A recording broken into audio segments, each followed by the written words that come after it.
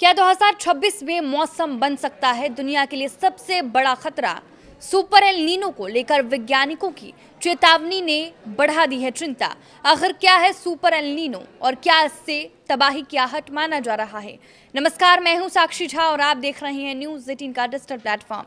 दुनिया इस वक्त ऐसे मौसमी खतरे की चर्चा कर रही है जो अगर बढ़ा तो सिर्फ मौसम नहीं बल्कि खेती, पानी, बिजली और लोगों की जिंदगी तक को हिला सकता है। नाम है सुपर एल नीनो।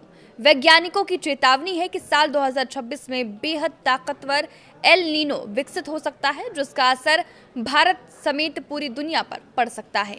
सबसे ज्यादा चिंता उन राज्यों को लेकर है जहां खेती अब भी बारिश पर टिकी है। बिहार भी उन्हीं राज्यों में शामिल है। तो आखिर क्या है एल नीनो, क्यों इसे खतरे की घंटी माना जा रहा है और बिहार पर इसका कितना बड़ा असर पड़ सकता है? एल नीनो मौसम से जुड़ी एक ऐसी प्राकृतिक प्रक्रिया जो पूरी दुनिया के मौसम का संतुलन बिगाड़ सकती है। जब प्रशांत महासागर के मध्य और पूर्वी हिस्से का पानी सामान्य से ज्यादा गर्म हो जाता है तब एल नीनो की स्थिति बनती है। सामान्य हालत में यही गर्म पानी ऑस्ट्रेलिया और इंडोनेशिया की तरफ रहता है जिससे भारत में मॉनसून मजबूत होता है और अच्छी बारिश होती है। लेकिन एल नीनो आने पर यह पूरा सिस्टम कमजोर पड़ने लगता है।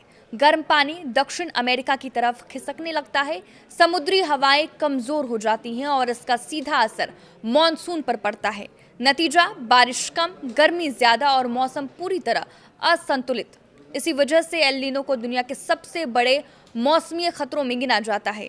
अब वैज्ञानिकों को डर है कि 2026 में सुपर एल नीनो बन सकता है। अमेरिकी संस्था एनओएए के मुताबिक मई से जुलाई 2026 के बीच एल नीनो बनने की संभावना काफी ज्यादा है और इसका असर 2027 तक रह सकता है।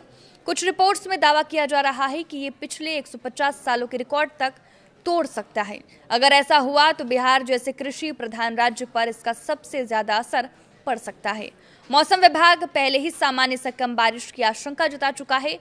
बिहार की खेती काफी हद तक मॉनसून पर निर्भर करती है। ऐसे में कमजोर बारिश का मतलब होगा खेतों में पानी की कमी और फसलों पर संकट। धान, मक्का, दाल और तिलहन जैसी फसलें सबसे ज्यादा प्रभावित हो सकती है। विशेषज्ञों का कहना है कि जून की शुरुआत सामान्य दिख सकती है लेकिन अगस्त और सितंबर में सूखे जैसी स्थिति बन सकती है, यानी बुआई में देरी, उत्पादन में गिरावट और किसानों की बढ़ती परेशानी।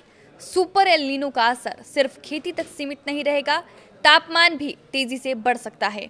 बिहार में पहले से पड़ रही भीषण गर्मी एल नीनो के असर से और खतरनाक हो सकती है।